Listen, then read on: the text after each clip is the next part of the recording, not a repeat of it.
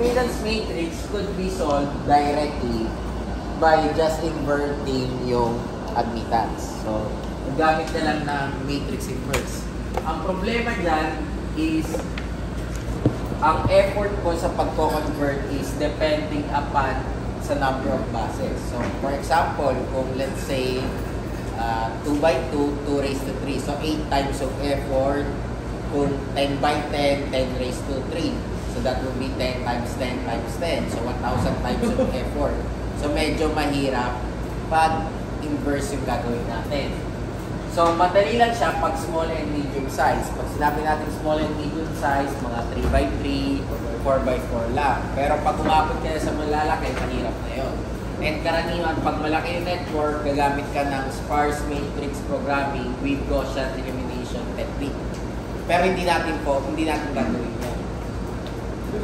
Another way of solving that is by using yung tinatawag nating graph theory. So, gagamit tayo ng graph theory. Yung tinawag natin na graph ulit, gagawin natin ulit yun ngayon. Pero meron tayong mga kailangan tandaan na rules. So, yung una nating rule is addition of a branch to the reference. So, ang gagawin natin is magre-create tayo ng panibagong row at panibagong column. Since galing tayo sa reference, lahat nito is 0. And ito is kung ano man yung value ng impedance na kinonect natin. So, for example, ang kinonect natin is 0.5. Lagay lang natin dyan ay 0.5. Yun yung rule number 1. Rule number 2. Ang rule number 2 is pag nag-add tayo ng branch sa existing bus. Sabihin natin, from bus 2, naglagay tayo ng bus 3. So, paano natin gagawin yon? Kukopyahin lang natin lahat ng element natin dito, pati sa row at saka sa column. Pero yung nasa gitna, itong parang main diagonal mo, kukopyahin mo yung main diagonal mo, plus kung ano man yung impedance na yun. So, yun yung rule number 2. So, madali lang yung rule 1 and rule 2. Kailan mo lang ginagawa yun? Pag nagdagdag ka, for example, ng generator, ng motor, or let's say, nagdagdag ka ng bagong substation. Now, if, for example, may existing ka na ng substation, nagdagdag ka ng bagong transmission line sa kanila, ang tawag na natin doon, closing a loop. So, yung closing a loop under rule 3 and rule 4. So, punta tayo sa rule 3. Sa rule 3, ang mangyayari is magpo-close tayo ng bus sa additional bus. So, let's say, bus P and bus Q. Anong gagawin natin dito? So, subtract natin si Q kay P. So, Q minus P yan. Yun yung lalabas dito. Ganun rin dito, Q minus P. Isutin mo nga. Malabo talaga. Okay. Itong value nito, para makuha natin, is equal to what? Ito, plus ito, minus ito, plus yung dinagdag natin na bagong impedance. Tawag natin dyan, closing a loop. Kaso ang problema dito is karaniwan na dadagdagan ka ng panibagong row at saka column. So, yung 4x4 mo magiging 5x5. Hindi mo pwedeng gawin na 5x5 ang 4 bus na system. So, pag ginawa mo yon, mag-apply tayo ng K-rod reduction. So, di-discuss na mamaya kung ano yung K-rod reduction. Okay. Sige, baba muna tayo. Yung rule number 4. Yung rule number 4 is from bus to reference. So, ibig sabihin, eto, ilalagay natin sa reference. So, magiging 0 minus to. Kaya makikita nyo lahat yan negative. Samantala ito dito, ang gagawin lang natin would be ito plus, sige ba? Plus yung bagong impedance na ito. So, ano ba ang K-rod reduction? So, ang K-rod reduction is elimination ng nodes sa system. Ito yung mathematical proving yan. Pero mahirap intindihin yan, kaya ibaba natin. Ito yung mas madaling gawin. Gagawin natin, if I want to get yung new value nito, equal siya saan? Ito, minus dito, times dito, divided by dito. Yun yung formula natin. Parang ginagawa mo ay 4 ka sulong. So, ibig sabihin, pag kukunin ko yung Z11, paano yun? Z11 is equal to Z11 minus ito times ito divided by this one.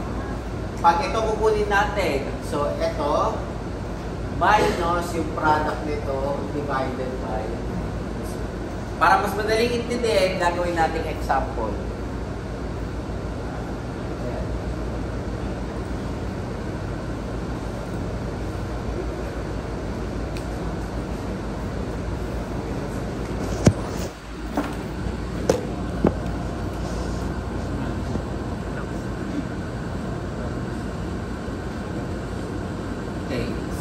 So, meron tayong 3-bus system. So, ibig sabihin yung size na. Yung kanina. Pero ito kasama sa meter. So, meron tayong 3-bus matrix. So, 3-bus system. So, ibig sabihin, ano ang size natin? 3 by 3. So, solve muna natin siya using graph theory. Then, mamaya, solve natin siya using matrix inverse para makita niyo kung ano yung difference. Okay. So, unahin natin is kahit saan mo gusto. Siyempre, palagi ka mag-uumpisa na reference papuntang bus. So, gagawin natin siyang 1 to 0. Or 0 to 1. So, ang Z-bus ko dyan would be equal to 0, 0, 0, J 1.2. Pero take note, wala ka namang element sa impedance na 0, 0, 0, 1, and 1, 0. Ang palaging umpisa ng matrix natin ay 1, 1. Kaya pwede mo i-simplify ito, Z-bus is equal to J 1.2. Okay. Tinanggal na natin yung wala ka, ito ang ibig sabihin nito pag naguluhan kayo. 0, 0, 0, 1, 1, 0, 1, 1. Eh, wala ka namang 1, 0, 0, 0, saka 0, 1. So, meron ka lang is 1, 1, 1, 1. Okay. Then, pag drawing natin yung graph ko, so ito yung 0, ito yung 1. So, step number 1. Okay, punta tayo sa kasunod na step. Para hindi na tayo mahirapan, i-connect na natin siya papuntang bus 2. So, from 1 to 2. So, ang mangyari nito ay 0, 1, 2. So, yan na yan. Ito muna natin, ang tawag sa rule na to, rule number 1. Rule 1 yan. Ito, rule number 2. Adding a bus to adding a bus to an existing bus. So, ang mangyari dito, ang Z-bus natin equal saan? J1.2, kukopyahin lang natin to. Then, ano lalagay natin dito? 0.8. Yung 1.2 plus 0.2. So, magiging J 1.4. So, ulitin natin Ang ginawa natin, since nag-add tayo from bus 1 to bus 2, kukopyahin ko siya dito. Tapos ito, kukopyahin ko sa main diagonal element plus yung 1.2 na, yung 0.2.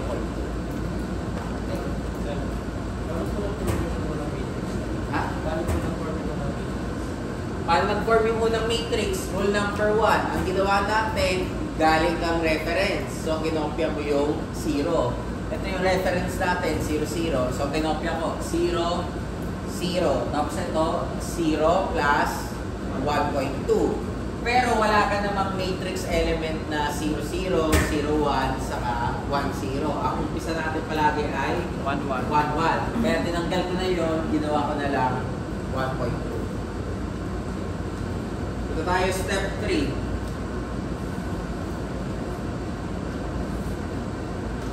So, ano yung step number 3? Kahit ano, di kapit na lang natin to. Bus 2 to bus 3. So, 2 to 3. So, rule number 2 pa rin yan. Zero. So, pag knowing natin, 0, 1, 2,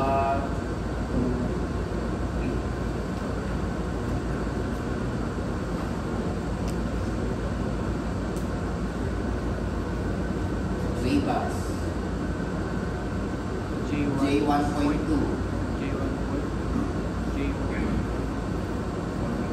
So, anong gagawin natin? Kukopyahin ko lahat ng element ng 2. So, 1.2, 1.4, 1.4, 1.2. Ano to?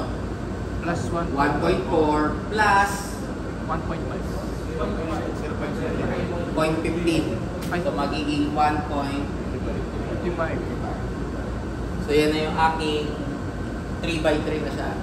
Okay. Next, mag-step 4 na ako. So, ano yung step 4 natin? So, meron na tayo 1, 0, 1, 2, 2, 3. Try natin ito naman. 3, 0. So, yung 3, 0 natin, rule number 4. Closing a loop na kasi sarado na yung loop natin eh, no? Kompleto ka na, so close lang natin.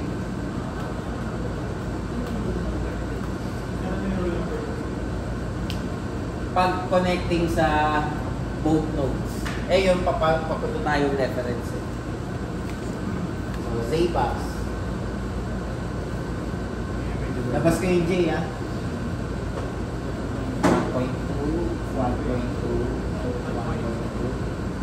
1.4, 1.2. Since sa sobra to, dahil maglalagay tayo from 3 to 0 or 0 minus 3. So 0 minus 1.2, negative 1.2, negative 1.4, 1.55. Then yung uli, 1.55 plus yung impedance natin dyan. Ano ba yung impedance ko? 1.5. 1.5. So magiging 3.05. 0.5. So ang resulting matrix natin is 4x4. Hindi pwede. Dahil dapat 3x3. So gagamit ako ng Bayron reduction. Yan na yung sir. May divide. Yan na yung papalitin natin siya para maging Minus 3x3. So, ano mangyari doon? Kung gusto nating kunin yung bagong element nito, kailangan kong gamitin yung 4 na sulok. So, lalabas yan, Z 1.1 is equal to 1.2 minus negative 1.2 times negative 1.2 over 3.05. So, ilan po?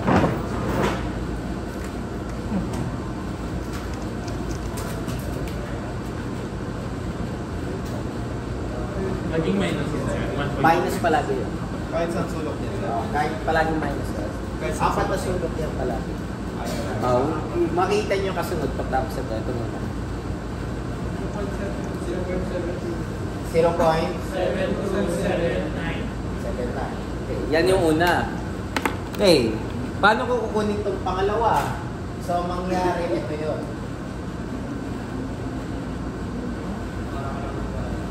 So, Z12 1.2 minus negative 1.2 times negative 1.4 over 3.05. So, yun yung Z12.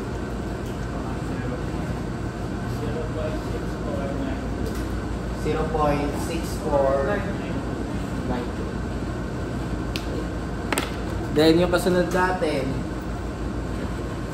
ito. So, Z13 is equal to 1.2 minus negative 1.2 times negative 1.55 3.05.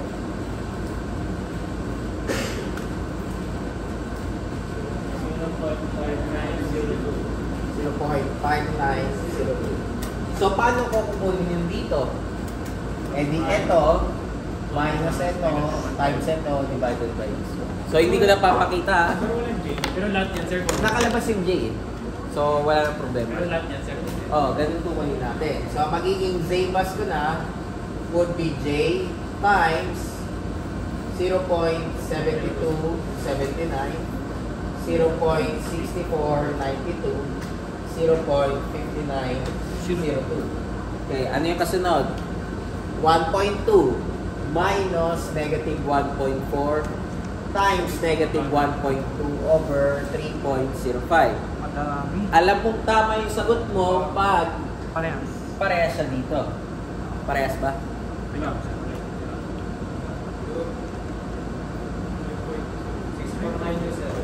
6492.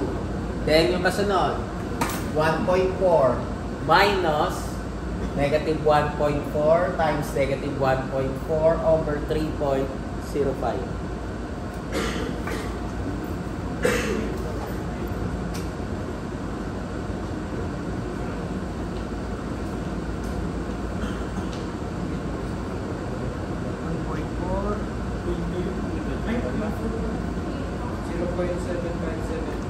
Zero point 75. And then yung kasunod, 1.4 minus 1.4, negative 1.4 times negative 1.55 over 3.05. 0.85. Then ito, dapat ang sagot natin is ito. So, ang gagawin natin doon, 1.2 minus negative 1.55 times negative 1.2 over 3.05. 0.5902. Ito, dapat equal dito. So, 1.4 minus negative 1.55 times negative 1.4 over 3.05. 0.6885. And yung uli, 1.55 minus negative 1.55 times negative 1.55 over 3.05.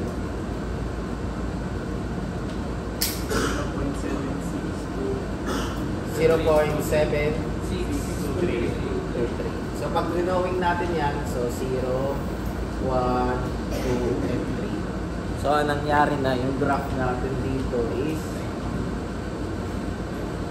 ayan na. Okay. Then, yung huli na, step 5. So that would be 1, 2, 3. So drawing lang natin, 0, 1, 2. Binaliktad ko lang ah.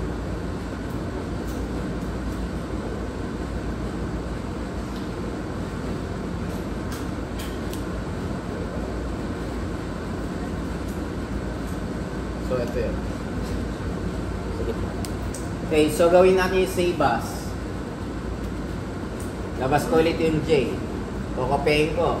0.7279, 0.6492, 0.5902, 0.6492, 0.7574, 0.6885, 0.5902, 0.6885, and 0.7623. Ang sabi natin, rule number 3.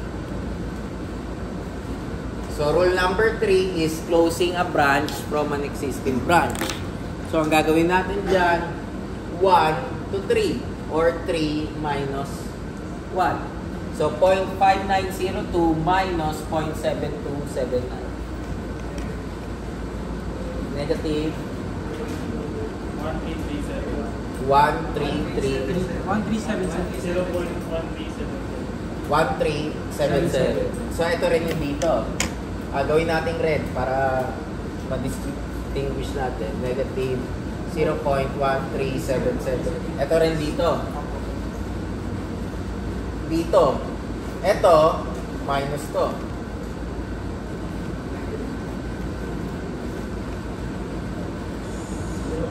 0.0393. 93. So, ito rin dito.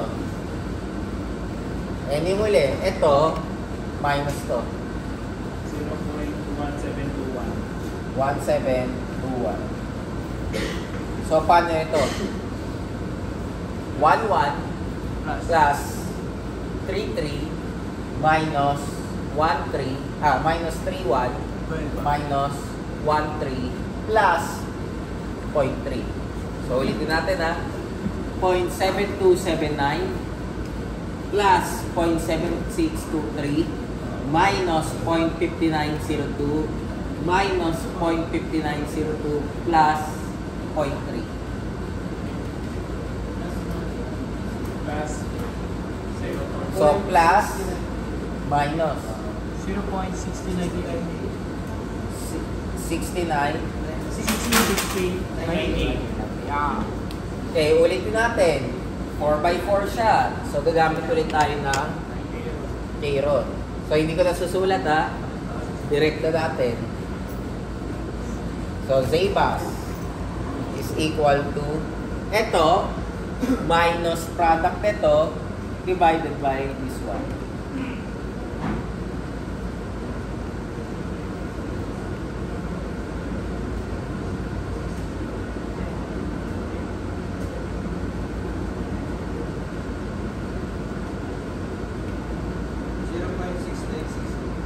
Six nine 68. Paano yung kasunod? Ito, minus product nito, divided by this one.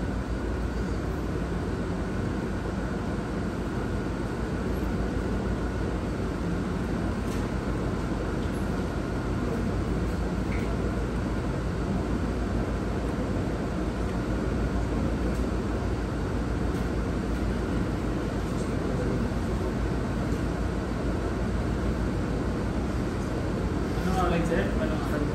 6492 minus ito multiplied by this one divided by this one. Ito yung formula natin. 0.6403. So ito naman 0.5902 minus negative 0.1377 times 0.1721 over 0.6098. Parang mali ito. Oo nga sir. Mali sir. Kasi magiging plus 65 sir. 65,801. 65 81. 81. Ako rin. Ito minus ito times ito divided by this one. 6291. Double check natin kung tama to. So paano mo double check? Ito minus ito times ito divided by this one. 0.6298. Dapat 6581. Ito yung gagamitin natin Wala pala sir. 0.6492 minus 0.00393 times negative 0.1377 divided by 0.6098. Ano yun? Ano yun? Sila ba? 0.6581. 0.64. Then, ito naman. 0.7574 minus ito times ito divided by 0.6098.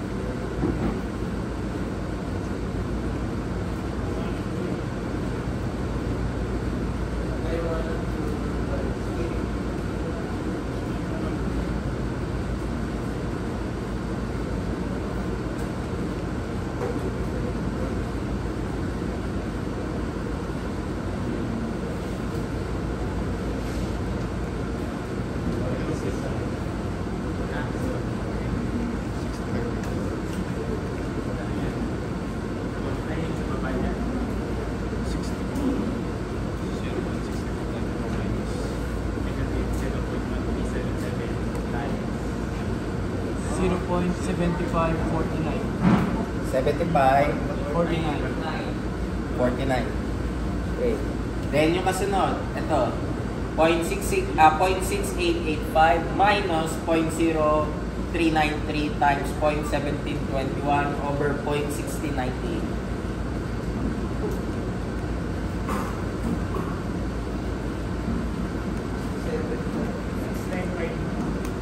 Ilan? 699. Dapat lalaki Ay, hindi. Liit ito dapat 0.677. 67. 774. Then yung kasunod, ito, 0.5902 minus 0.1725 times negative 0.1377 over 0.6098. Ang sagot dito equal dapat sa 6291. Pag hindi, either mali ito or mali yung una natin.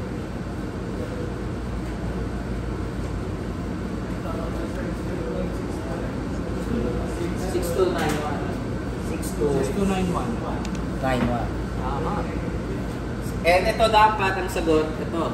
Paano natin gagawin yun? 6885 minus 0.1721 times 0.0393 over 0.6098.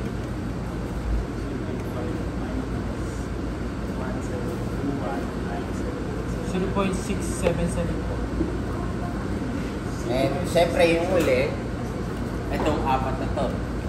0.7623 minus 0.1721 times 0.1721 over 0.6098.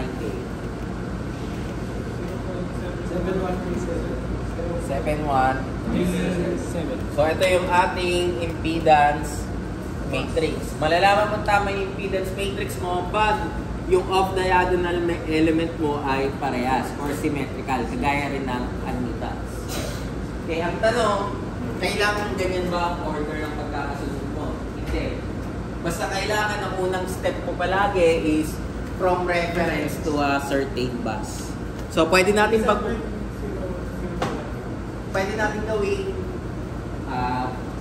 3 to 0 yan. Okay na. Kaso tatandaan nyo, pag ginawa mong 3 to 0 yan, ibig sabihin yung value na yun is 3, 3. Hindi 1, 1. So, mag-aayos pa tayo ng matrix. Okay? So, try natin baguhin yung steps. Tapos tingnan natin kung ito pa rin yung sagot natin. Then, pagkatapos doon, gawin natin siya matrix inverse naman. Yung mahaba. Sige.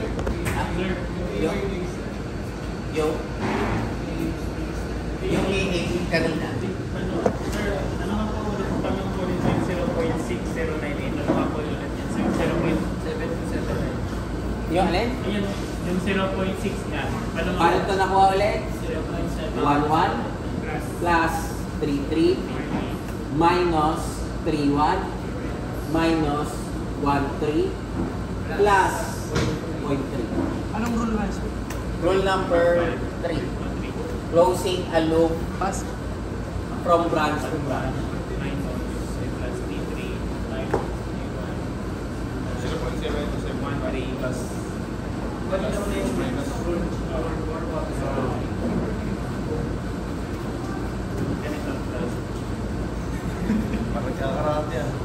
Yung alin? Ganun sir. Depende.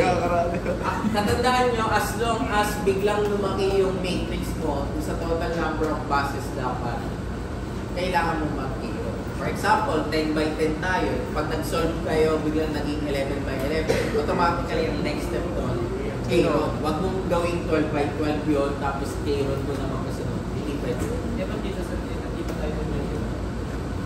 Dahil meron pa tayong isang, may kulang pa tayo eh. Ang sinasabi ko na kailangan ko paliitin pag yung size. Pag more than siya doon sa size na. Oh, nag-picture na sila kanina. Sige, pwede naman picture. Okay, babaguhin natin ha. Babaguhin ko yung steps. Pipilitin natin yung malabas yun. Yung zero natin, yun yung reference.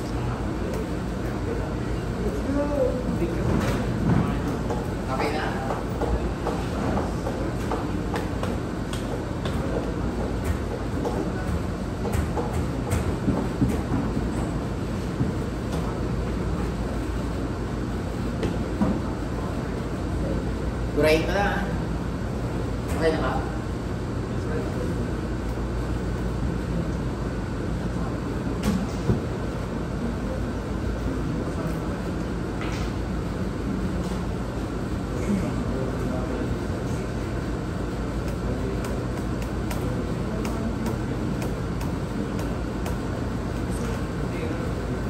To the moon.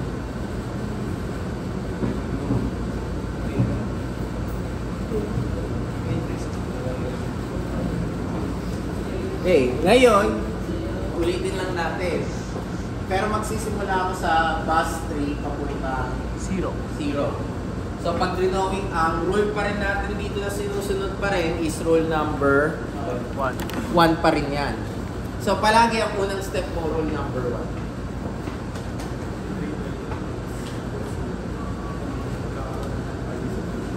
So Z bus is equal to J. Ano yung aking 1.5? So pag drawing natin, 0, 3. Pero kailangan matandaan na itong element na to ay 3. Step 2. So gawin naman natin 1, 0. Pwede yan. Rule number 1 pa rin tayo. 1.2. So, ang mangyari, 0, 3, 1.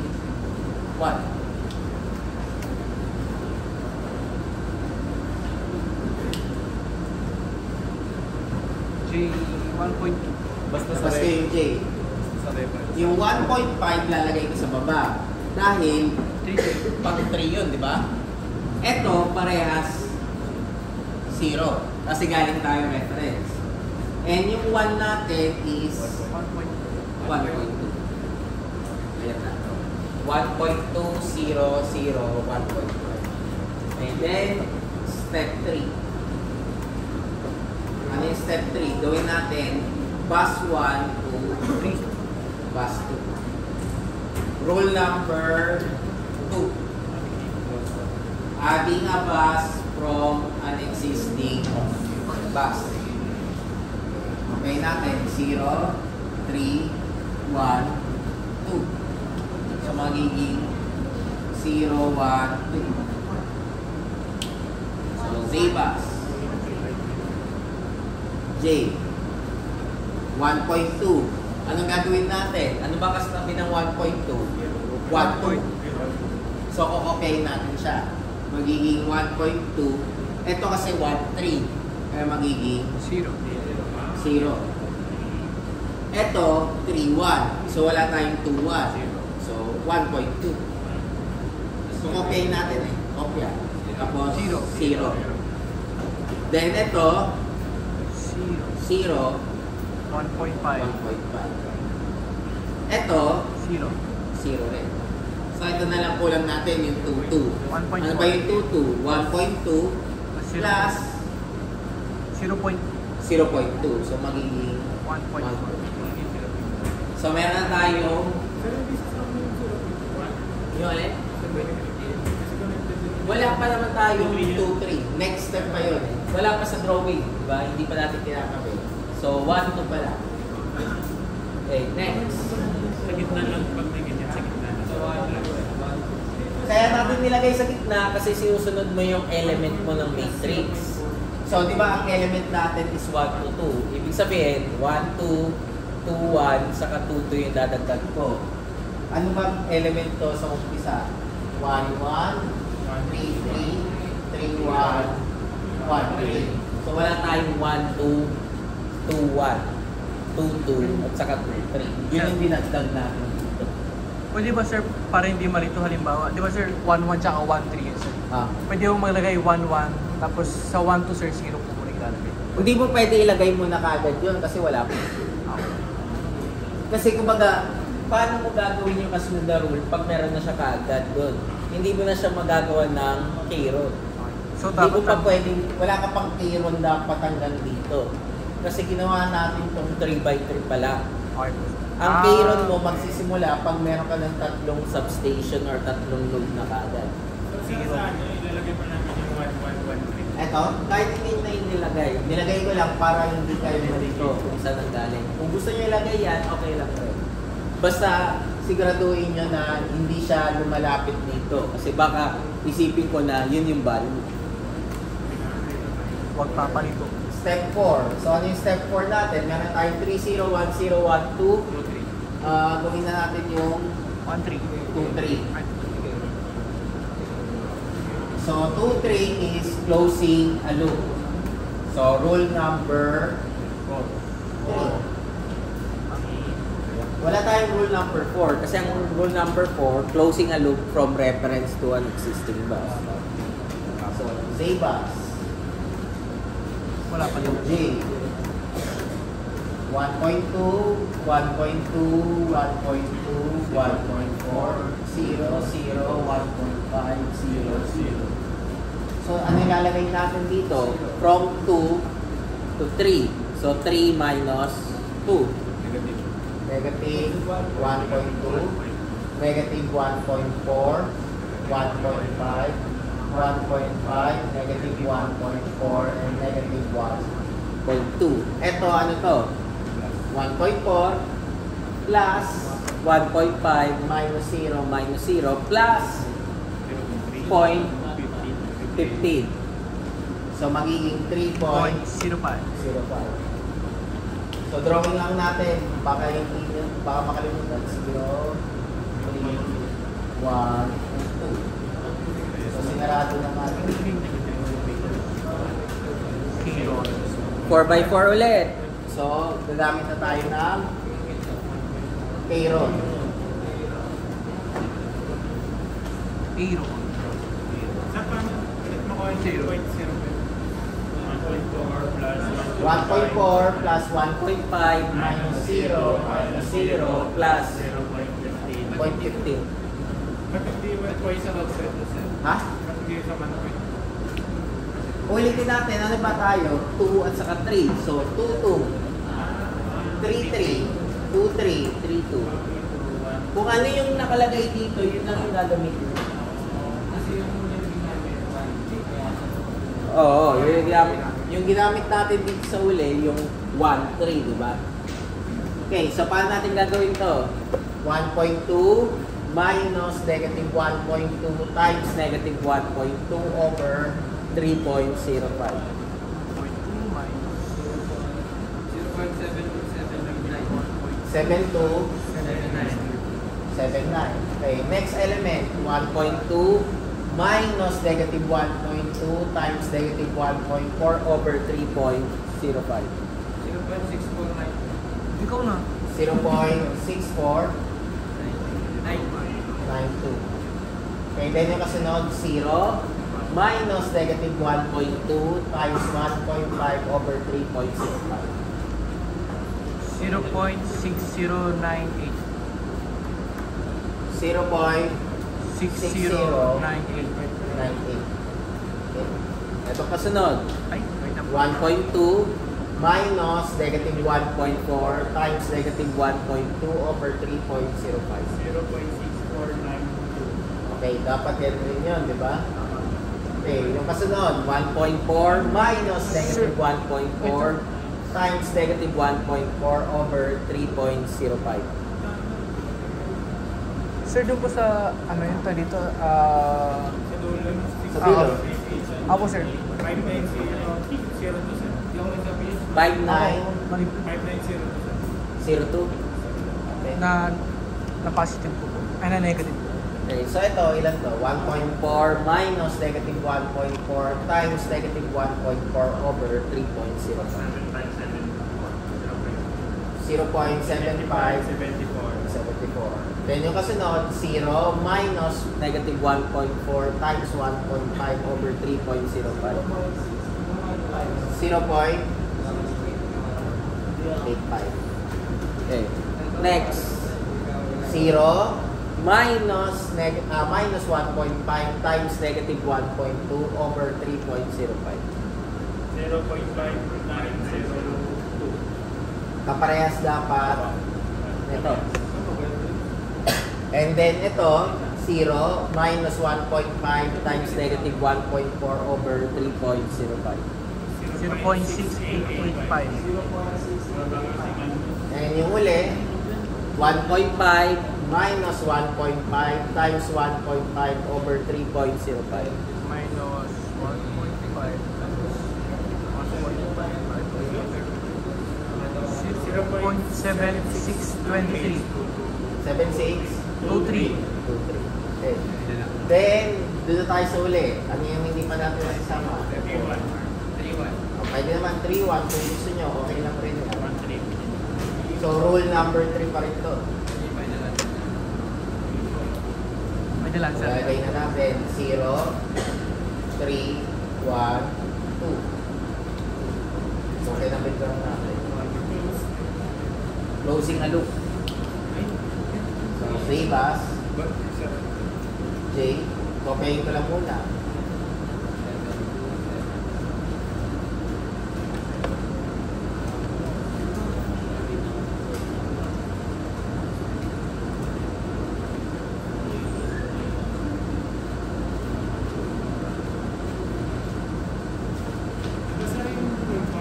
Rule number 4, sir. Closing by blood, sir. Kung rule number 3 natin, sige, okay po.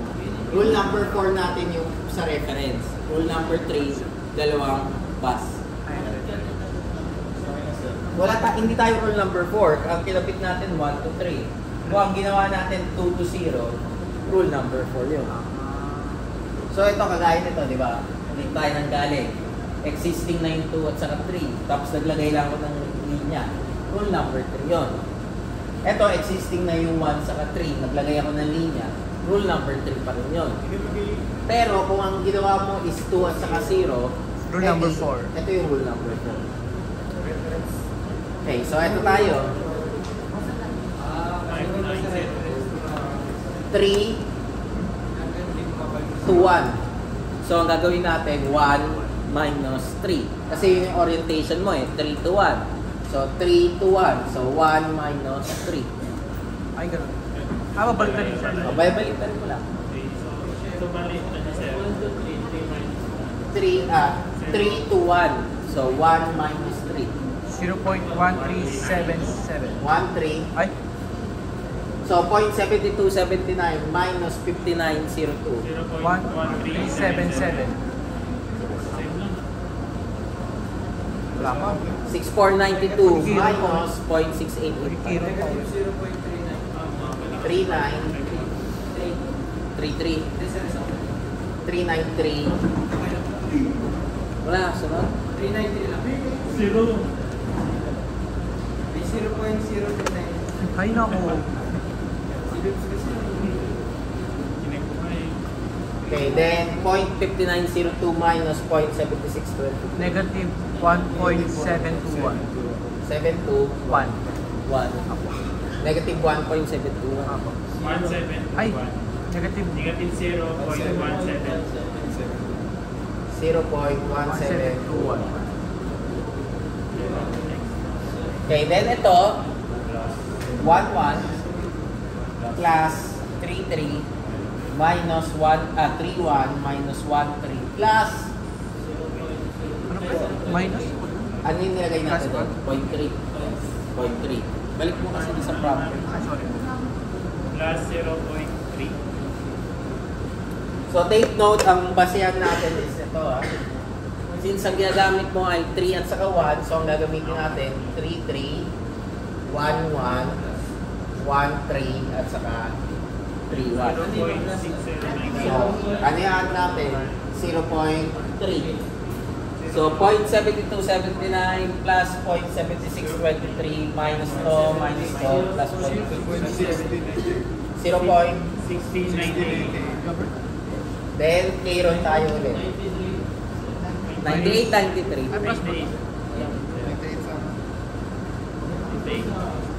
Minus ba, pre? Balik plus minus. Saan pa yun? Magsisimula ka sa ano? Kahit saan, parehas pa rin. Pag yung kukunin mo ito Okay. kahit ito unahin mo, parehas pa rin naman siya. Kasi additive to eh. Add, subtract. Minsan dun sa 0.1377.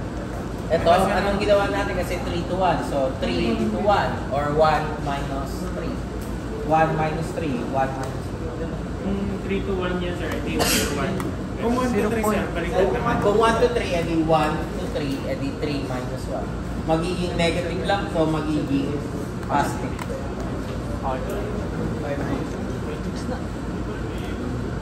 So, ilan? Ay, okay na to? Tama to? Apo. So, ang gagawin na natin, 72, 79 minus ito, times ito, divided by 60, 98. 69, 68. Parehas yung una. Yung una pa lang. Yung kasunod, 0.6492 minus ito, times ito, divided by 60, 98.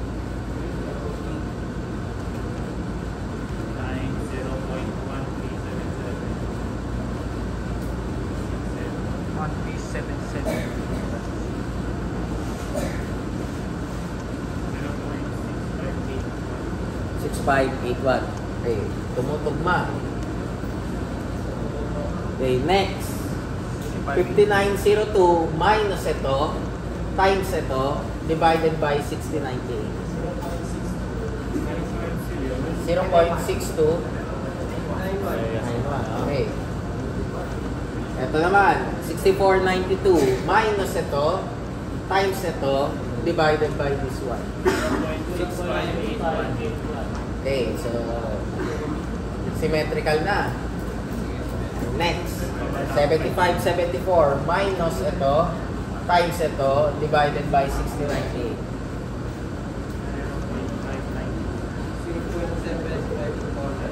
0.7549. Sure kayo? Sinabi niyo lang ata eh. Ginamit siya sir. Ligo. Ginagamit na method sa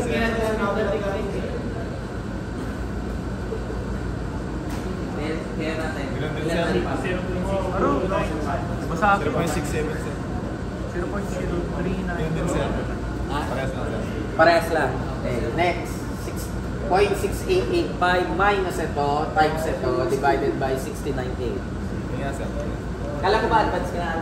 Ay sir, 0.677 po. Tinignan mo lang ata eh. 0.67. Yan, sir. 0.6291. Yan.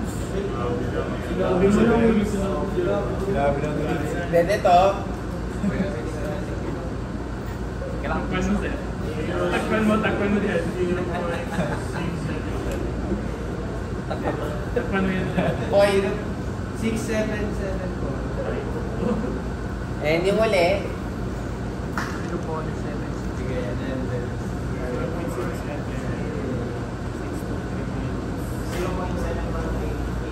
71.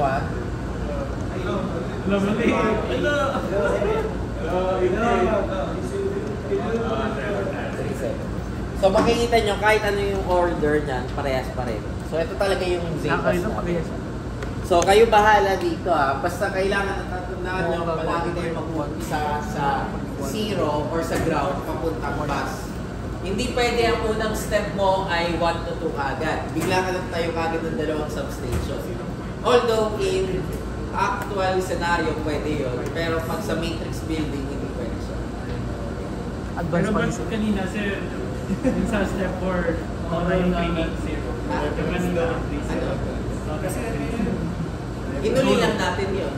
Kumbaga parang nangyari, inuna mo muna yung bus 1, 0 to 1, 1 to 2, 2 to 3. Tapos nag 3 to 0 ka.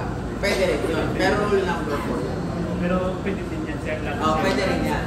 Basta kailangan ng step 1 mo is palagi from Rule 1. reference to a substation. Yung step 2 onwards, kayo na bahala. Pero huwag nyo naman gagawin. Ginawa mong 0 to 3 to. Tapos yung kasunod nun step 1 to 2. Hindi pwede yun. Kasi wala pa parehas yung 1 sa kayong 2. So, this is yung first way of getting yung bus natin bilang matrix. So, i-prove natin yan using kaya natin sa titirang oras. So, okay nyo muna bago tayo mag-game